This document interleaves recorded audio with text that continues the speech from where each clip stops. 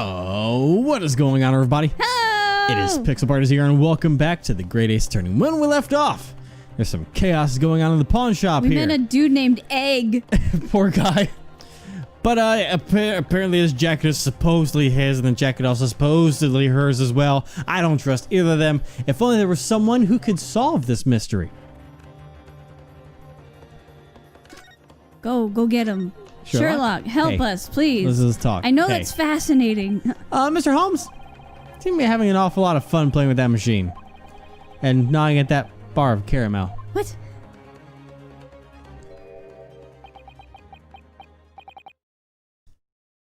Finally. You good? You finally found me, Master Naruto. When that pickpocket girl told me to leave her alone, I fled into the corner. You sound like Nayuta right now. God dang it. You sound like Egg. Sad Holmes sounds a little bit like him, I'm sorry.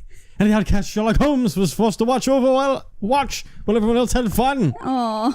Like I do nothing but watch made me all the more ashamed. To conceal my embarrassment, I pretended to have the time of my life with this dull machine. Oh. My one true friend, this bar of caramel. But you couldn't bear to see me like that, could you? I was so alone, so very alone and afraid, Mr. Naruto. Okay, stop. I came to ask you to help us out in this argument. We're in a real pickle right now. I love pickles. But I did hear the gist of your conversation, or rather, should I say I stood silently and strained my ears to devour every single word. I didn't realize you were so lonely. Oh.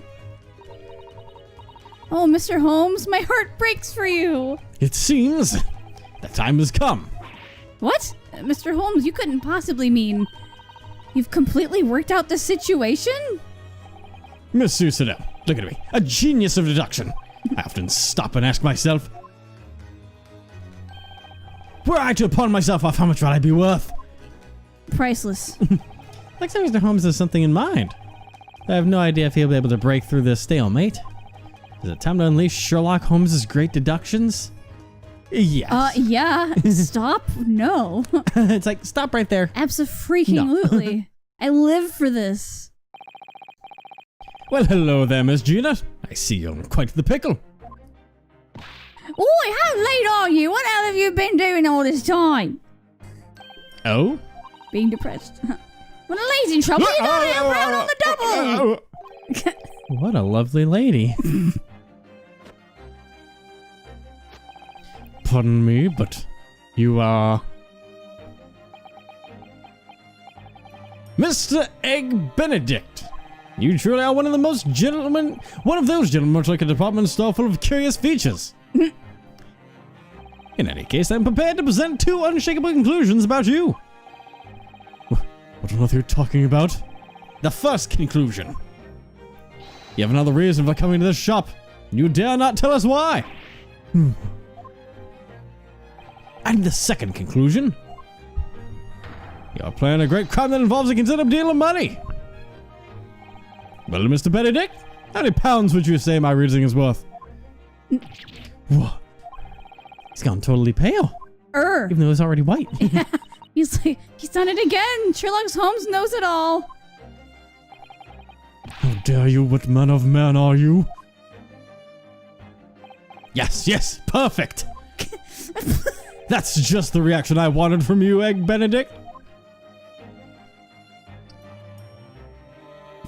Now, everyone, shall we begin? Hell yeah! Come when in order, Sherlock Holmes' theater of logic and reason. Wonder how many times you've said that. Like 3 or 4. Not enough. Give us a foot. Not enough times. I think 4. 4 probably sounds right. There needs to be 10. God, can you imagine 10 times? Oh, God. Let's begin with a simple question. Why did you show up here in the first place? Earlier, you claimed that you were after the pickpocket who stole your pledge ticket.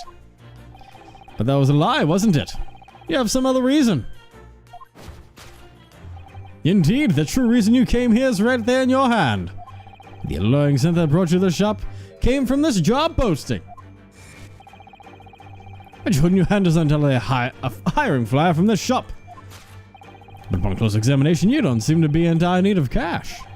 Thus, I'm led to believe that you had some special motive for coming here. I noticed that you just reflexively lifted your cane. I also noticed this major contradiction. My cane?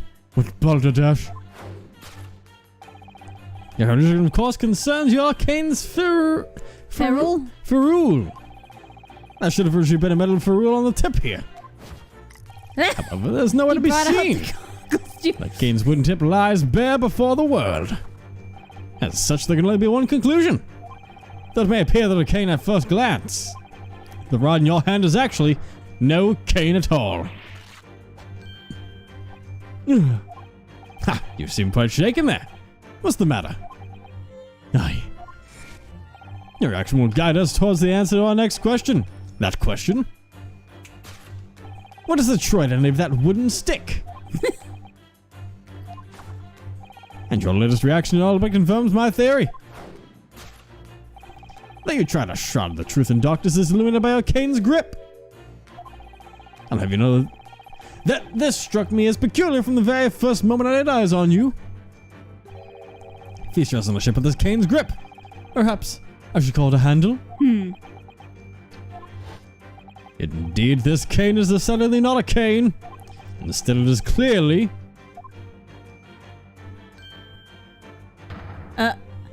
a shovel that has been had broken clean off. What?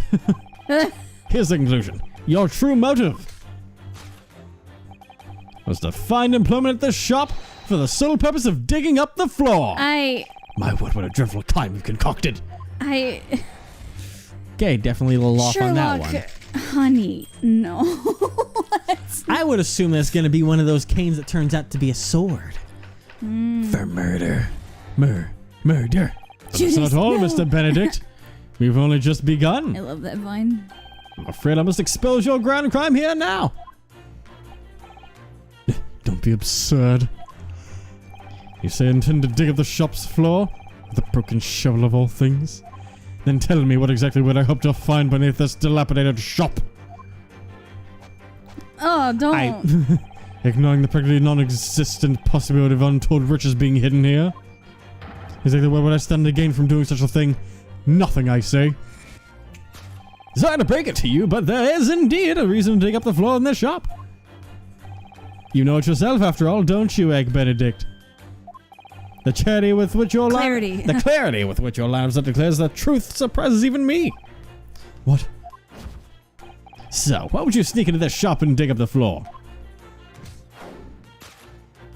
The reason for that is clearly revealed by the circular that you just glanced at. Probably the gun there, actually. Circulars like these notify this is of important announcements. Notice drainage pipe construction in progress. And according to the map on this notice, drainage pipes in question are connected to the bank across the street. Drainage pipes? If you dug through the floor, the pipes would lead you straight into the bank.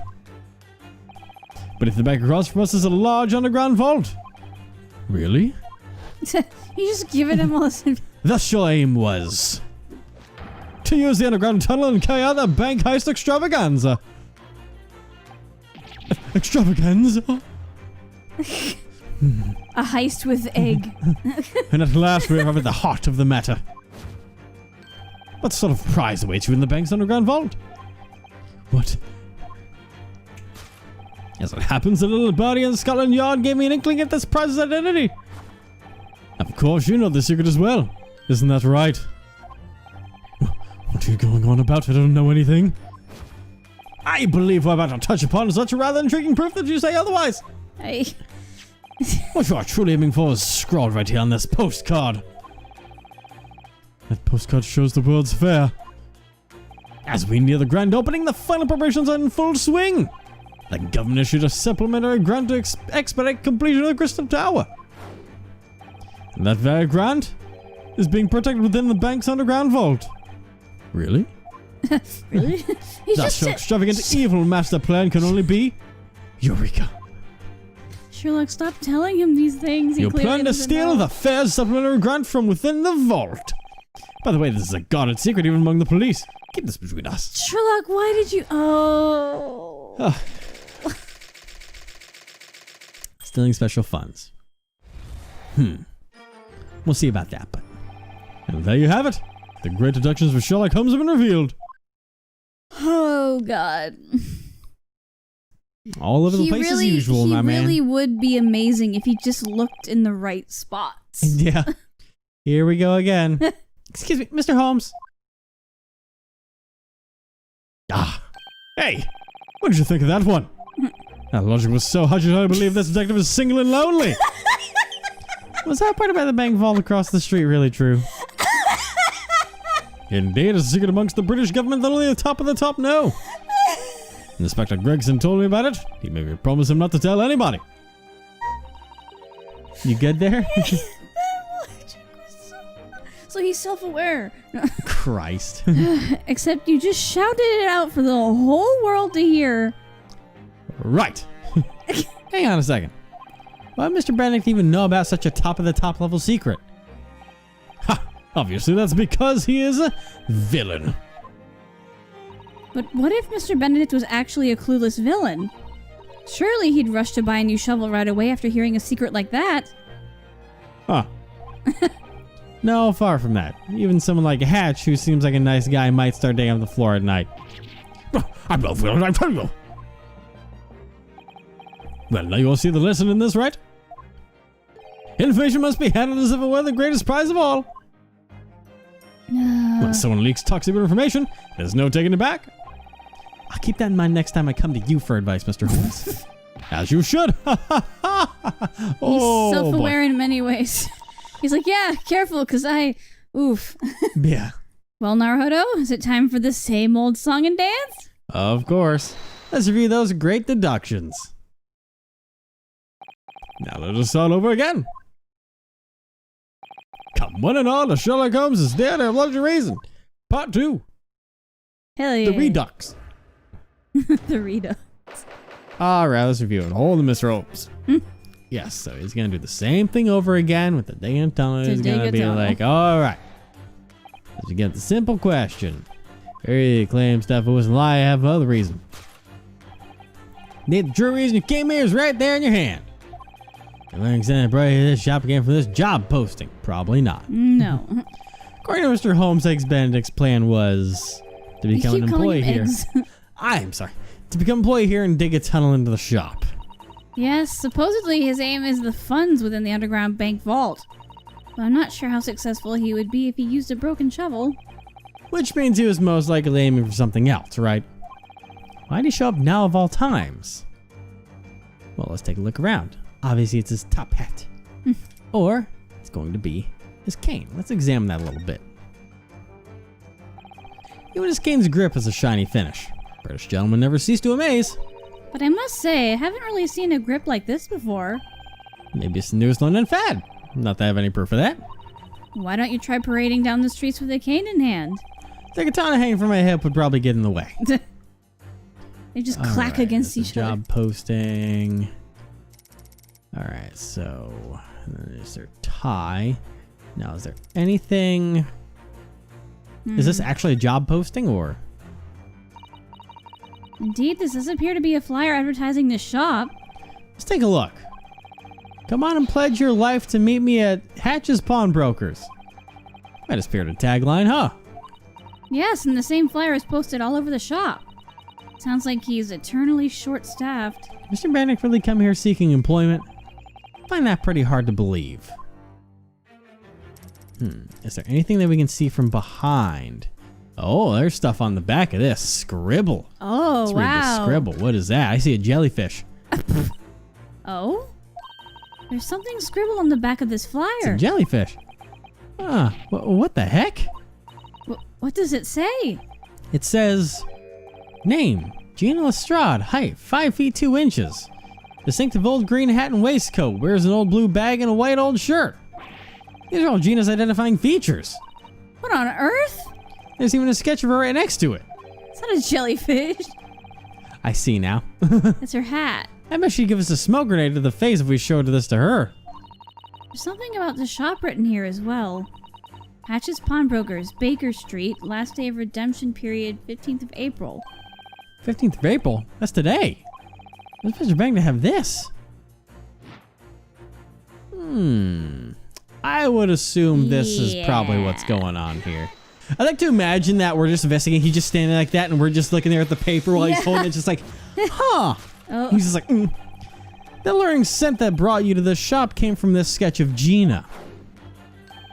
Just so I noticed the same strange scribbles on the sketch of the person on the back of this flyer.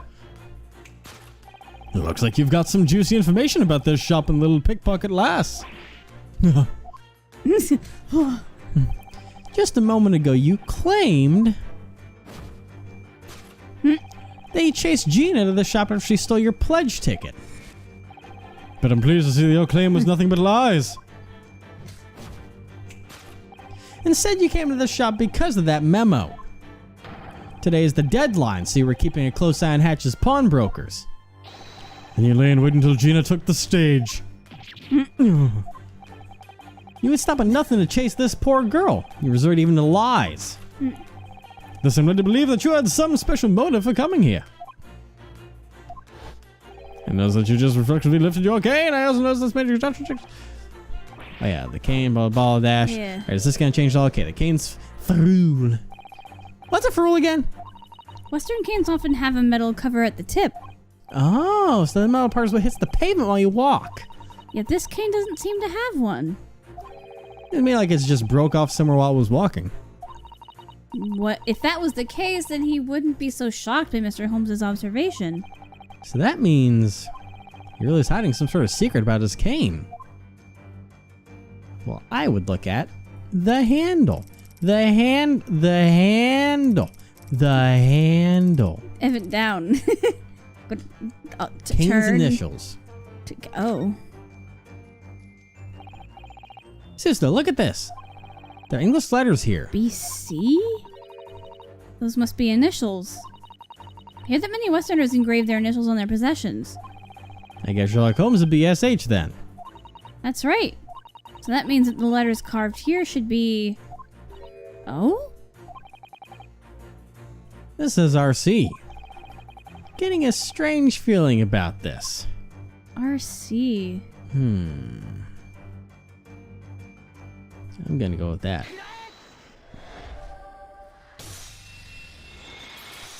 There we go. Yep. The contradiction, of course, concerns your cane's initials. That's exactly the issue. Isn't that right, Mr. Egg Benedict? The initials of Egg Benedict would actually be EB. However, the initials on this cane are RC. I don't believe there could be a contradiction more obvious than that. Don't you agree? Oh, no. You see, this cane is... It's your own cane? You said as much earlier. What? I'm sure you just found it lying around, right? It's too late for excuses. Which means... You're strutting around like a gentleman when you can't even bear to reveal your real name. What was that sound? I don't know. You seem quite shaken there. What's the matter? It ironically sounded like a broken egg. Sounded like someone cracking open Or an that, or egg, potentially like paper tearing? Like I thought he tore the suit or something? Like... Oh, I don't know. Huh. There's got to slow down. We'll try to that wouldn't stick. The latest reaction all but confirms my theory. That is limited by Kane's grip. Here we go. The pleasure that Gina withdrew was this fancy coat. And now we have a man so mysterious that we won't even know his real name. And he claims that the coat was his to begin with. Since he only came here based on a memo and a sketch of a girl, his claims must be lies. If that's the case, the only thing left for us to do is to prove conclusively that this coat isn't his. Did it tear? Can we find it? Yep. There it is. That's what it was. It was it was the seams of his sleeve. Yeah. Look, the seams on the shoulder of this coat have torn. Oh, you're right. When Mr. Benedict reacted to that deduction, I thought I heard him let out a tiny little scream. Maybe that was actually the sound of the fabric tearing. On close inspection, it does look pretty tight on him. The arms are full to bursting. And the buttons look like they're ready to fall off. If he tried to run, the poor thing would probably fall to pieces. Oh, now that's a sight I'd like to see. What? How do you think we could get him to start running around? He's thinking really hard about this one. Alright, I'm gonna go ahead and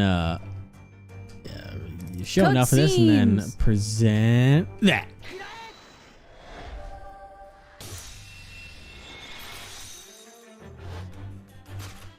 Though you try to shroud the truth in darkness, it is illuminated by our coat seams. No. That coat clearly does not fit your form. The seam appears to have torn because you forced the coat on. You know, I found it rather suspicious from the outset. Did you? You lay in wait for a pickpocket girl. You use a fake name, you aren't even a pledger. No. Your true objective, veiled with sheets of lies, can only be to steal the pledge from this young lass. No. Oh my god, what was that? However, I do find one thing unfortunate. What? Your grand crime has turned a little more than a misdemeanor.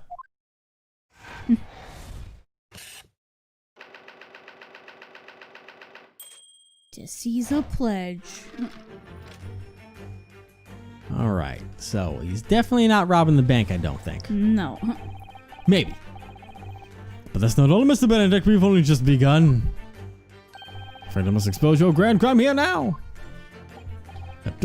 Don't be absurd. You say I intend to steal some worthless pledge of all things, but I used the password to redeem that pledge using the right methods. Stop trying to be Squidward. If it wasn't for the one who pledged these items, It reminds me of that his interpretive dance. yeah, then how would I know the password? That's right, I wouldn't. Oh. Sorry to break it to you, but there is indeed a way for you to have known the password. You know it yourself, after all, don't you, Egg Benedict? Declare that your line of sight declares the truth surprises even me. What? What? So how could you have known the password to retrieve this pledge? The method you used clearly revealed by the circle that you just glanced at. He's attacking from an entirely different angle now. I don't think we'll be going back to that stuff about tunnels again. It's a shame. I kind of like that line of reasoning. Putting that aside, it is true that this mysterious man knew the password. Professor, right? Anyone who doesn't know the password wouldn't be able to redeem the pledge. Now let's turn our thinking around. Provided one knew the password, anyone could redeem the items.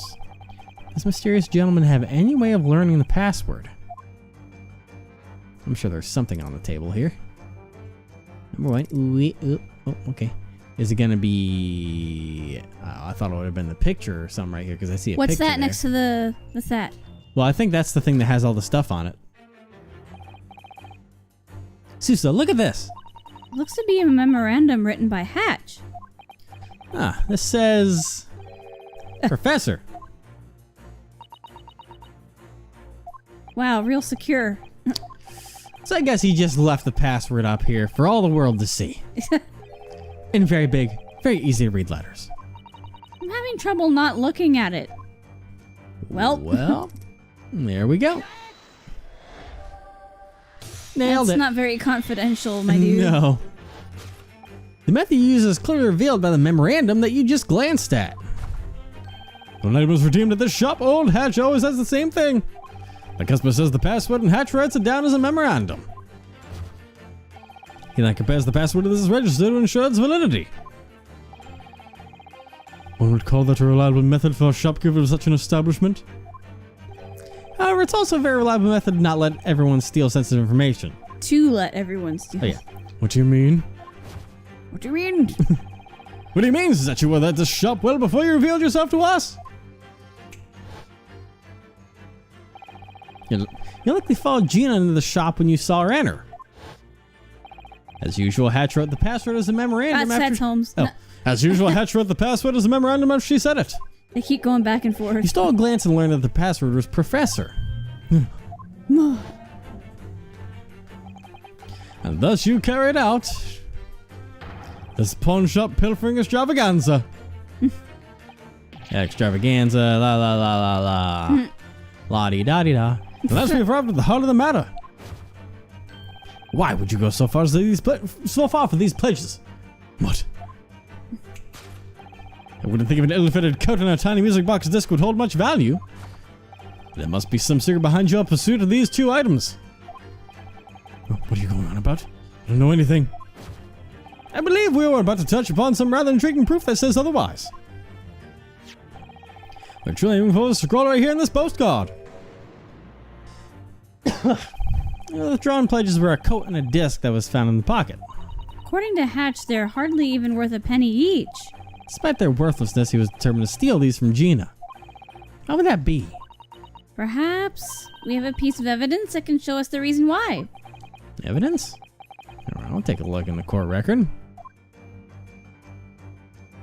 I mean, all we have is the music box disc, so... But that's not it. No. Kind of fairly vague reasoning was that supposed to be? Oh, well, this is the Theater of Logical Reasoning after all, right? My Theater of Logical Reason. If you want to play a farce, do it on your own theater. Oh. Sorry, I guess. Oof. First time that's ever happened. I think.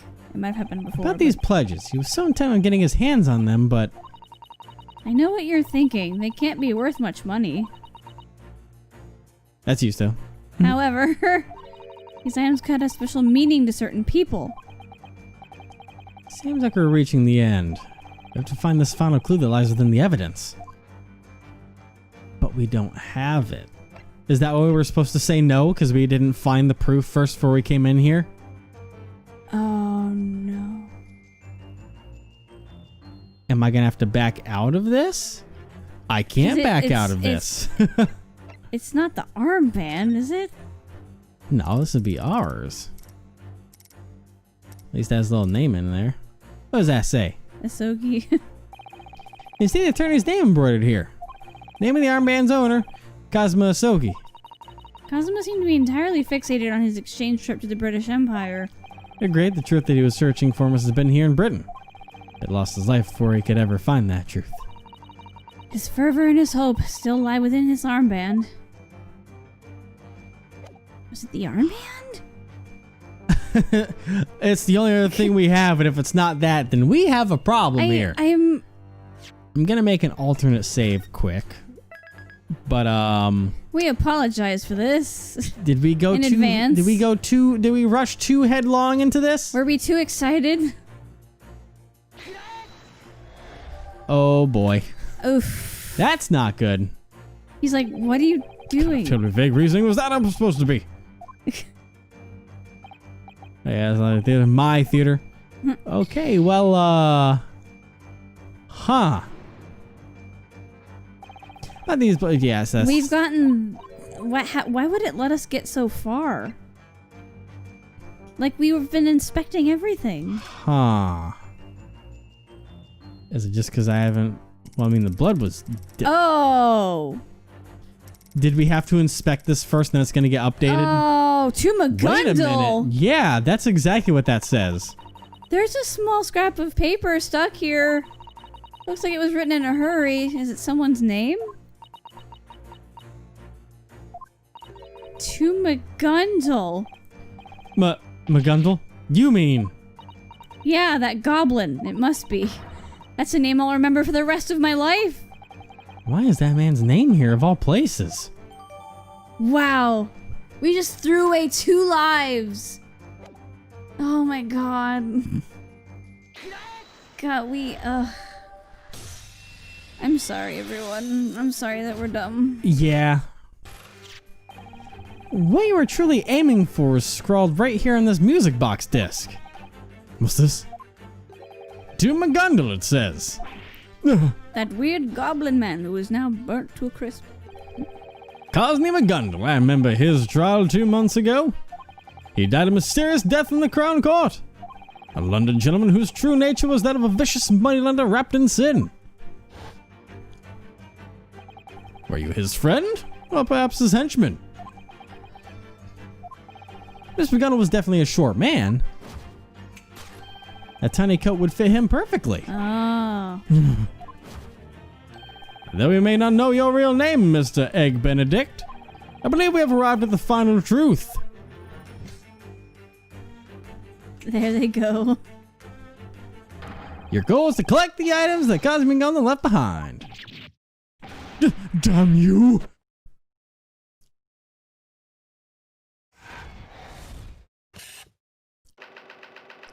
Seizing McGondle's possessions. And remember, Interesting. Gina was kind of involved with. Yeah, she was McGonagall, with so- him on the night that the first murder that was potentially actually done by McGondle happened. Yeah. So, Gosney McGondle. My, is it a surprise his name would come up in this little pawn shop? Nothing to say? Mm. Excuse me, there's something that bothers me about all this.